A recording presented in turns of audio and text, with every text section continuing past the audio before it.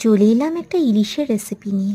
দেখে নাও কিভাবে রেসিপিটা তৈরি করে নিচ্ছি। প্রথমে সাদা তেল আর ঘি যোগ করে তার মধ্যে দুটো পেঁয়াজের স্লাইস যোগ করব, তারপর 4টে কাঁচা লঙ্কা, কিছু গরম মশলা, তার সাথে আদা বাটা, পেঁয়াজ বাটা, হলুদ গুঁড়ো, শুকনো লঙ্কার গুঁড়ো আর গরম জল যোগ করে হাই ফ্লেমে একটু ফুটিয়ে নিয়ে তার মধ্যে ইলিশ মাছ যোগ করব। তার সাথে নুন চিনি যোগ করে নেব নারকেলের দুধ। 200 ml আমি বাজার থেকে কেনা নারকেলের দুধ এখানে যোগ করেছি। তারপর ভালোভাবে মিশিয়ে নিয়ে হাই ফ্লেমে 2 মিনিট রেখে তারপর লো ফ্লেমে প্রথমে এক পিঠ সেদ্ধ করব 5 মিনিট মতো।